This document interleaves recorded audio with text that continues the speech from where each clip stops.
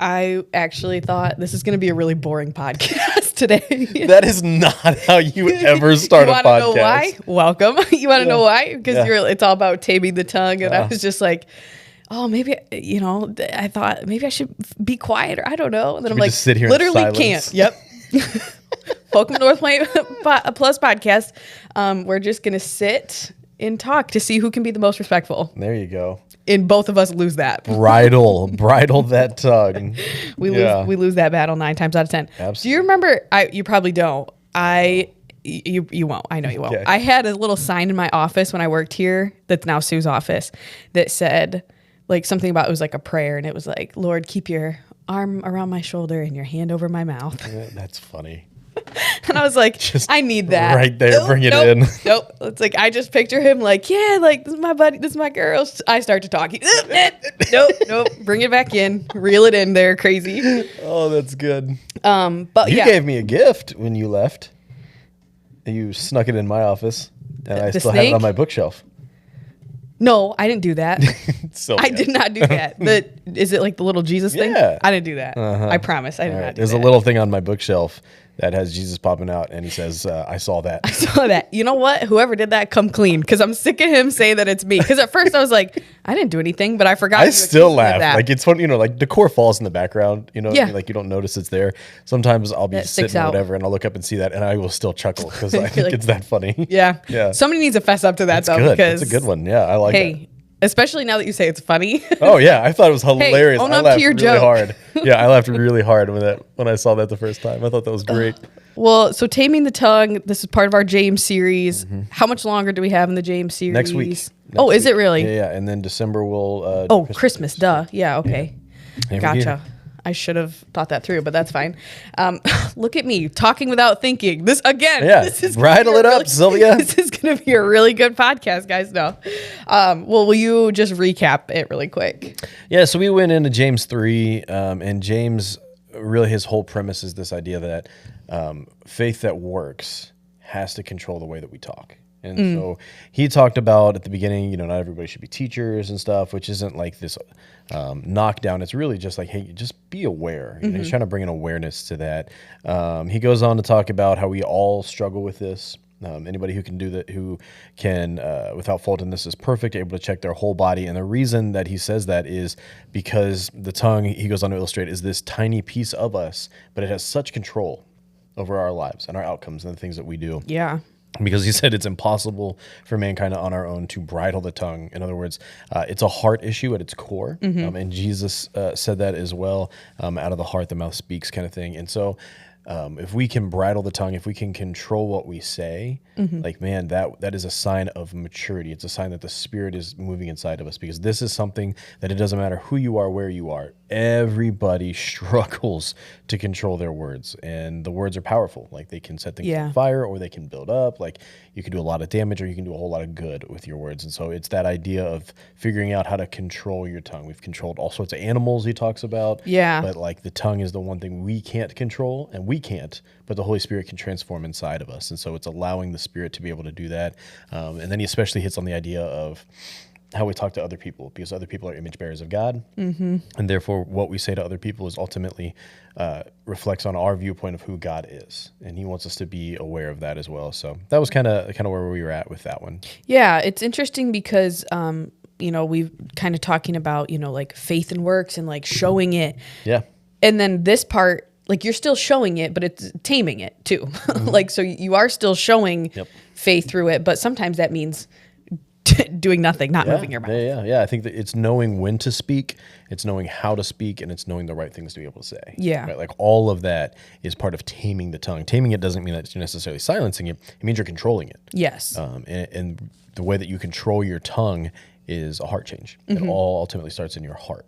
Yeah, that's what I really liked what you said about the fruit of the Spirit, because you said self-control is a fruit of the Spirit. That means you're not doing it by yourself, but it's because of the Spirit living in you. And all of those things in the fruit of the Spirit are an outpouring of the Spirit living inside of you. Those are the fruit that come from being rooted into the Spirit. And so if you need more patience, it's not try harder. If you need more self-control, it's not try harder. If you need more joy, it's not try harder. It's tap into the Spirit. Yep. And so the thing, I kind of want to skip around a little bit, but at the very end, you gave like the THINK acronym. No, yeah. I've seen that before, but instead of does it reflect the kingdom, I've seen it say like, is it kind or something, I think. Yeah. And I liked what you said because you were like, sometimes it isn't always like, oh, am I being like nice? Like it's not always about that. Yeah. It's not about being pleasantries. It's not about being polite. Right. It's about reflecting God. It's not about me looking good. Yeah. It's not about me. Yeah.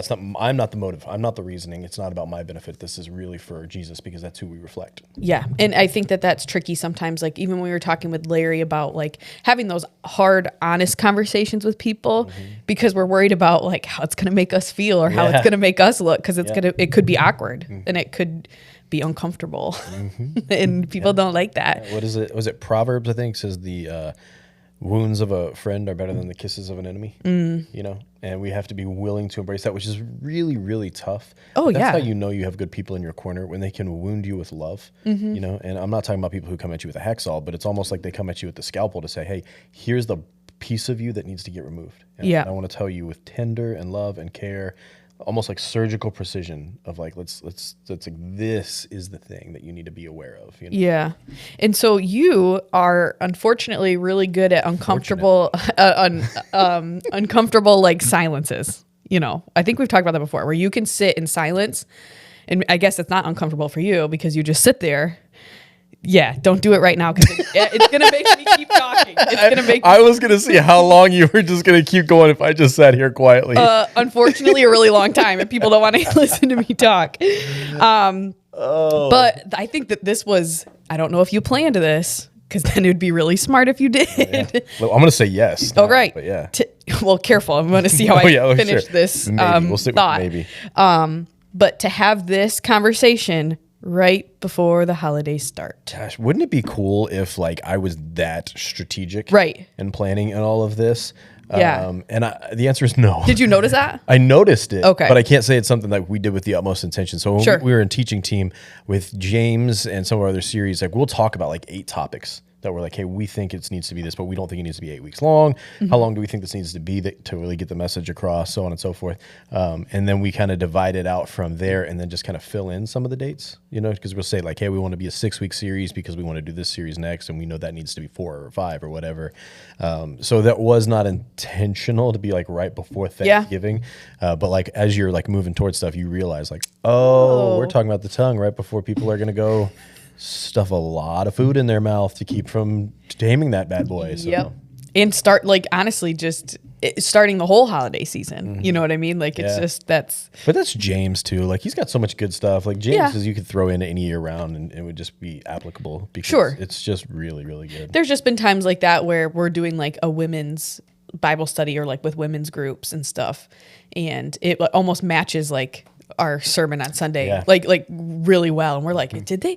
Everybody always is like, women's ministry, do you guys do this on purpose? I think if you ask Elvin Carey, she's like, no, we did not do that on purpose. But no, it's funny how those things work out because like I didn't even really notice it until afterwards where I'm like, I don't know if other people felt it too. A lot of times in church, it's funny because people will say like, oh, do you know somebody who's like this? Do you know who somebody's like this? And sometimes people sit in church listening and they're kind of like, oh, so-and-so should be really listening to this right now. You know what I mean? Yeah, right. But with this one, I was like, I hope everybody feels convicted. Every single, you know what I mean? Like it is because it is an all-inclusive thing for all of us. Like, we all have this thing. Like I remember like researching and reading all this and it's just been on my mind non-stop. Like this is one that's really stuck with me as we've gone through because I feel like if I'm frustrated with my kids or I'm grumbling or I'm doing whatever kind of stuff, like all the things that I struggle with. And it's like this keeps popping in my head to the point where it's almost like, all right, Spirit, look, I get it. I hear you. Okay? I'm working on it here. I'm not there yet. Ease up. Gosh. Jeez, man. What's so funny about this, I don't know when I like found it or whatever, but I found I think it might go along with the Bible study or you can just read it as a book. And it's called keep it shut, what to say, how to say it, and when to say nothing. And I've had it in my oh, you got to read this, girl. Yeah. I've had it on my want. That's all it is. List. It's just James 3. That's what it is. I think so. And I'm just like, oh, that was fitting. And I thought maybe this is my sign. Like, you should go buy that book. Yeah. It's time to buy the book. Something else I wanted to point out that I don't think you necessarily talked about you covered it, but not like pointed it out. But when he's calling them out, it's the verse when you were going over James 3, 9 through 12. Mm-hmm. And he keeps calling them my brothers and sisters. This should not be my brothers and sisters. I was like, he's doing it like in love. When Absolutely. That's not like, you're not, when you're yelling at somebody and you're angry, you're not calling them my best friend. Right. Listen, my family, listen, it's like my family because I love you and I want you to be better. Right. I want what's best for you. And so I was like, that's cool. Contrast this with sometimes how Jesus spoke to the Pharisees. And he's like, you brood of vipers. Yeah. You whitewashed tombs. Like, he's like, what is wrong with you guys? Right? Yeah. And he's justified in what he's doing there. And he's trying to get attention and like all the things. Like, he's right in what he says there. But it is a different posture than James takes here, where he's like, guys, because he says just earlier, like, we all struggle with this. Mm-hmm. And so he's really coming with a pastoral heart that's just like, hey, guys, we cannot be that way. Oh, yeah. We can't do that. We can't be a place that, speaks with salt water and fresh water and all this mess up. Like, our words matter. It's like he's imploring here. Yeah. Oh, yeah. And what's so important, too, that you said is kind of like these poisonous words can last with somebody their whole lives. Yeah. Do you want to tell some stories? I was just going to say, you probably have lots of stories. Oh, man. So I told one, I remember it was like my first or few times I was teaching here. So this is almost a decade ago now, right? And I talked about my athletic director in high school, my senior year, Mr. Coleman. And name drop. Yeah, doesn't bother me. Right? Like, it's fine. Yeah. The way he ended the relationship, he don't care either. So there you go. And I had spent a lot of time in Mr. Coleman's office and stuff like that. I played tons of sports, all that kind of thing. And I was a squirrely kid, right? Like, I was in and out of trouble all the time. Nothing like over the top, just goofy, bend the rules, find the loophole kind of guy, right? Mm-hmm. And so we're having conversations. There's a few times he's involved in some of these instances and stuff with me, but I felt like we got along really well. And I liked Mr. Coleman a lot. It's like I said, I spent a lot of time in his office. He would razz me well, all these things. And I come back, I go to college, I come back the next year, something is happening at the school or whatever, and I wound up coming with some friends. I've got family that's there, all that, blah, blah, blah. And I run into Mr. Coleman. And I pop into his office to say hey to him. Mm-hmm. And the very first thing out of his mouth was, oh, wow, I thought you'd be in jail by now. And I was like so taken off guard. All I could say was, yeah, me too. I didn't even know what to say, right?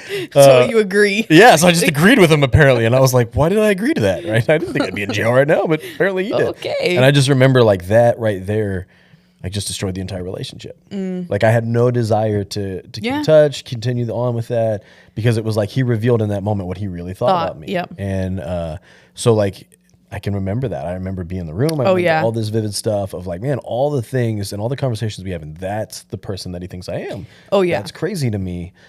So like, and that's like stuck with me for a long time on those things, right? And we also have stuff that we say.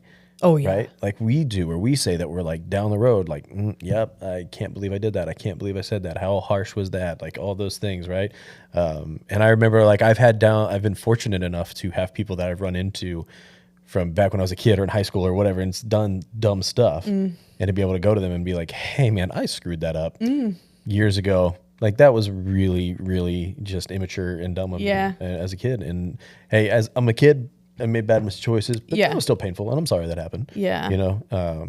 And I really wish there's still people in my life. I wish I could go and do that again, right? And like call them up and it'd be weird for me to like Facebook. I don't make a tendency of Facebook messaging people out of the blue, right? Because they're like, oh, is he selling me essential oils, right? But so I'm not doing that. But like there are people I know that I would be like, hey, I would love to just like reconcile some of the things that I know I've caused, Sure. I think for me, a lot of this stuff was more like about appearances, like little boys making comments to me when I was like little that stick with you your entire life and that you believe. And then I think you can really see that with a lot of women that it's like like it's a lot about appearances and like how we look, and one thing can really stick with us for a super long time. I know I've talked with my mom before, sisters, friends, where they're like, oh yeah, somebody once told me this, and I never forgot it. Like I always think about that.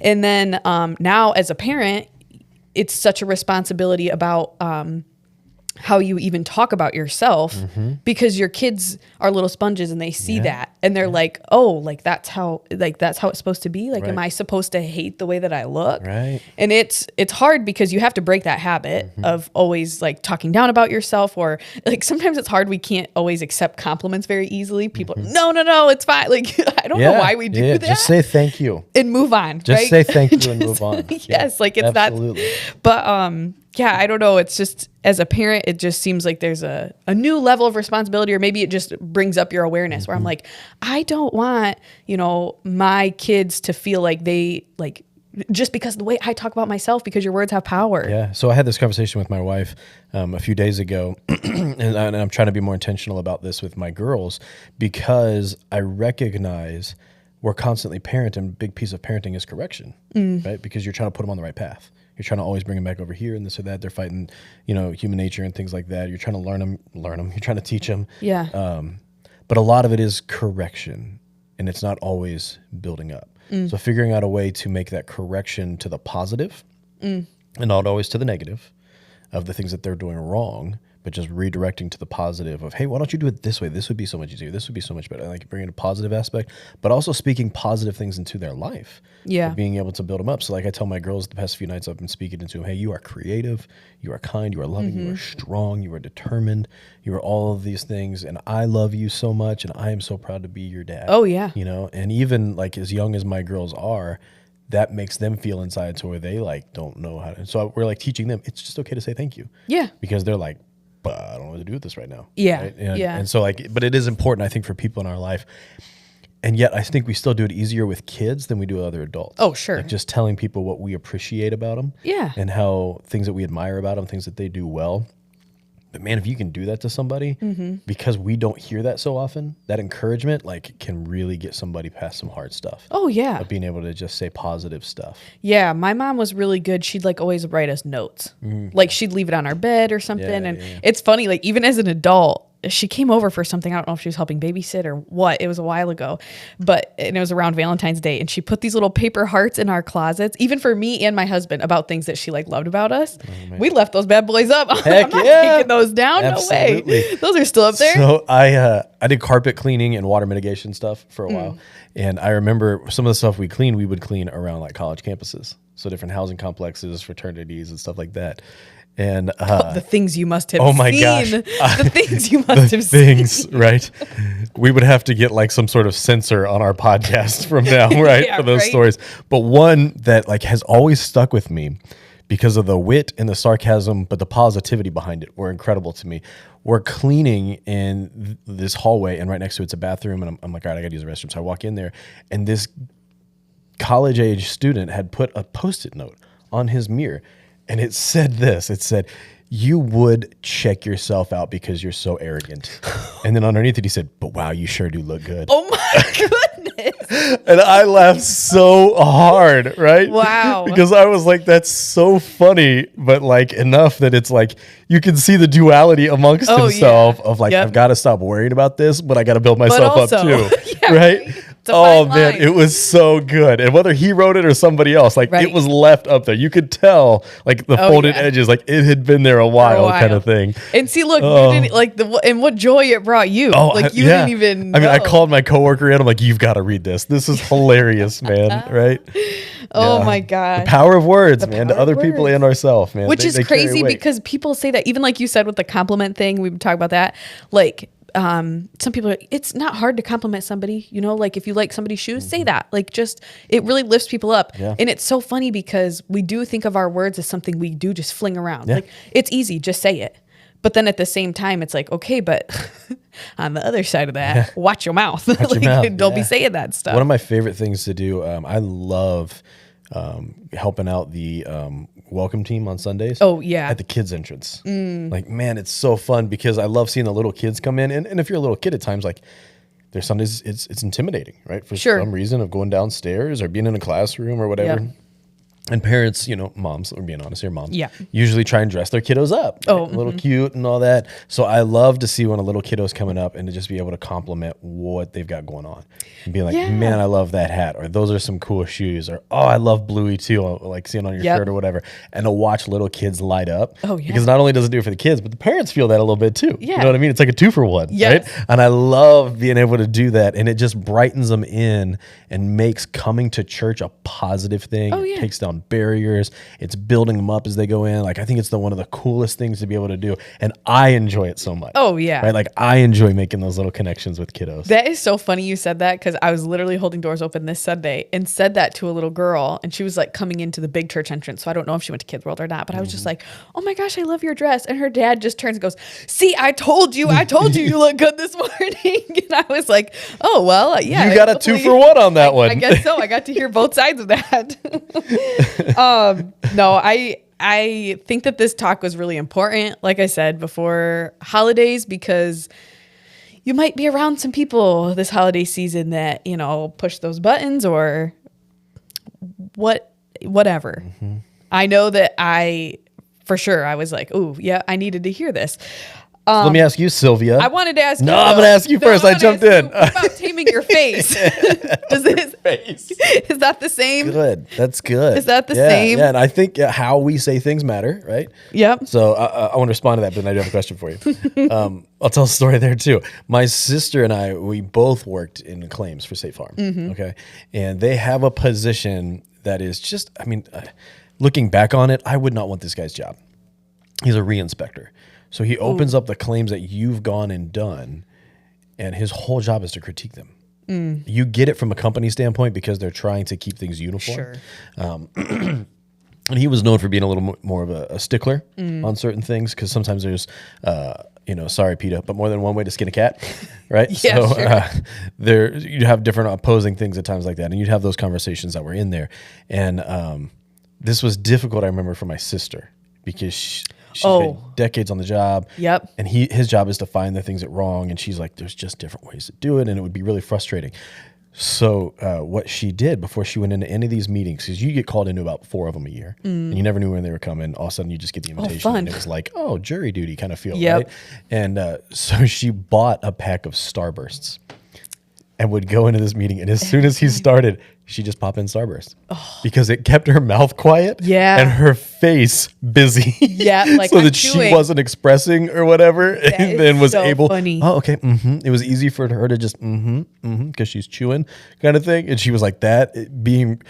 Chewing and being rude in a meeting like that is better than her other reaction. Yes. And so that was her trick. And I was like, oh my goodness. So I've actually used that a couple of times when I know there's like something super frustrating that's going to get to me, that I'm like, okay, what is something that I can like physically manifest into or do that's just going to distract good Lord, me? You're going to show up at the next podcast with a bunch of Starbursts and people are going to be like, we know how he feels about this. Absolutely. Yeah. Now I'm going to be in a counseling session with somebody and they're like, why does Jake have a giant tub of Starburst in here? For real, you just outed yourself. That's your secret, and you just told everybody. Man, no, it was at fun. Basketball games. I've had to use that trick with family members. We've had to do that, suckers or yeah, for sure. But so then the question I wanted to ask you is, when it comes into like Thanksgiving. Sure. And like hard topics that may come up or things like that, or the Christmas holidays, because like people do things differently or celebrate differently, or maybe have good intentions that stress doesn't always come across well. All those kinds of things. Like how do you figure out the ability of when the right thing, when it's right to engage, when it's not right to engage, and like, how do you have the conversations in love? Yeah. Because there's probably times, like, you think about this, like, we don't always have to be quiet. Right. Right. There is a time to be quiet. Yes, but it's not always about that. But it's not always about that. Like I think of like if somebody's having a conversation that you're like, okay, you're just so ingrained in this. Yeah. There's no point in me having this conversation. Oh, yeah. I'm happy to be quiet at that. But how do you measure that, I guess? I don't know. Sometimes you really got to feel it out. Sure. I know like with certain, I have to be calm myself. You know, like like I have to be able to be like chill about it. Like, oh, I don't like, yeah, whatever. It is what it is. You know, like it's not a big deal to me. If you feel the emotions, it's probably best to eject. Oh yeah. Like if you're getting fired up, don't engage. Do not engage. Like do not give your emotions the wheel. Yeah. No, because then like you don't want people to have that, like, you know, you don't want the words to have that kind of power over you or the people. And it's just, I think I'm thinking of the times where I've had to bring up conversations because I've had to do that somewhat recently. I just ask questions too to try to understand. That's such a good answer. Yeah. And just like, okay. And thankfully, a lot of my family are Christian, so I can always go back to scripture or, you know, like, let's just look at Jesus. How do you think Jesus would respond to these? Man, I want to be at your Thanksgiving now. It's yeah, Jesus juking people. Jesus answer. Oh yeah. Right. No, that's maybe that's the easy way. How would Jesus feel about this? But no, it's just, it makes that conversation flow, I think, a little bit better. Or sometimes I just play the peacekeeper of like, oh yeah, like I'll talk to the crazy uncle or the random friend that somebody brought to be like, okay, yeah, like we'll come talk over here and sacrifice. Yeah, I think it'd be a fun challenge, and by fun I mean probably excruciating. Yeah, to like know that person that thinks dramatically different than you, and then just fires you up, but choosing to not have an answer, but just questions. Ask questions. Like ask questions the whole time. Like somebody who's totally on the opposite side of you, and I wonder what it would do if we knew like, okay, I am going to be so ready to like prove them wrong, right? Like I'm fired up. I could copy and paste in the comment section. Right? Like I'm ready to go.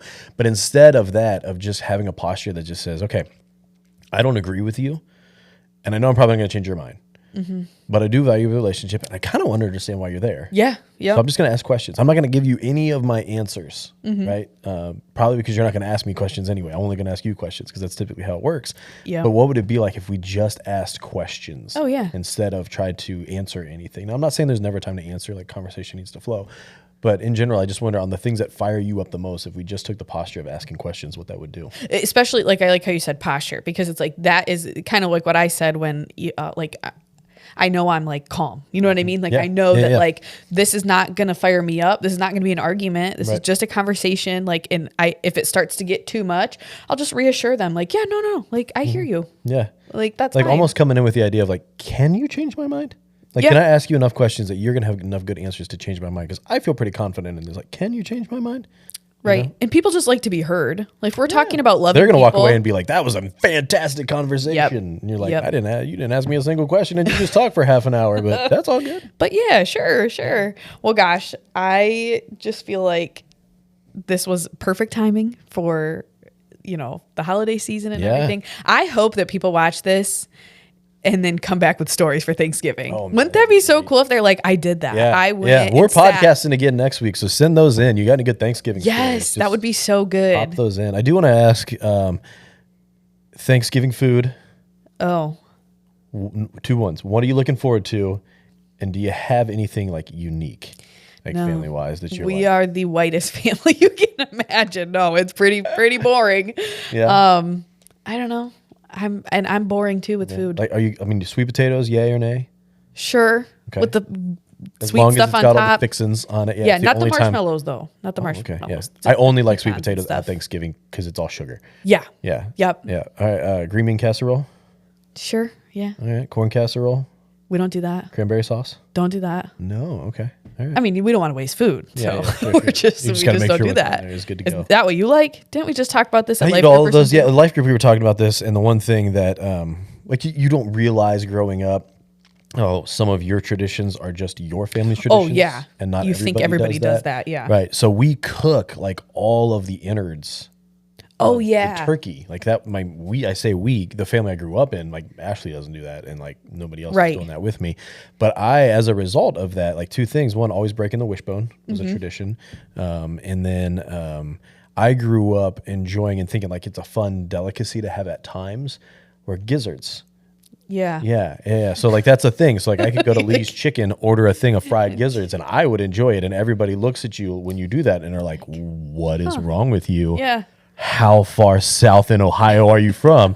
The answer is the very bottom. Yeah. Right into Kentucky there. But like, yeah, so that was the thing. Like, and I have not met since we moved up here a single other soul that will eat chicken gizzard. Your mother-in-law was telling me about, what was it? Cranberry and like orange, like a salsa something, and she was telling me about that. She goes, I love that. Like you wouldn't think it works, but it does.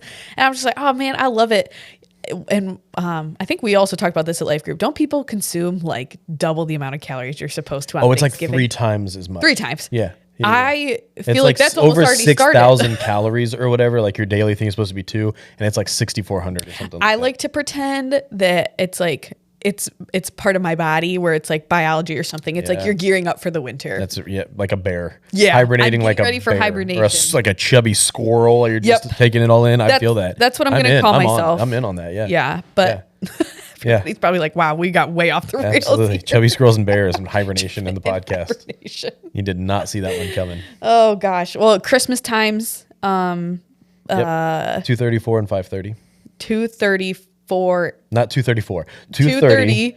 Comma 4, 5:30. Okay, yeah. 5:30. Yeah, so we moved them up there like a half an hour. I know. I had the old one stuck in my head. Yeah. Part of that's for families, just to be able to, kids getting down and doing all that kind of stuff. So that was a piece of it. Christmas light show we're gonna do again this year. Yep. So that's the week leading up.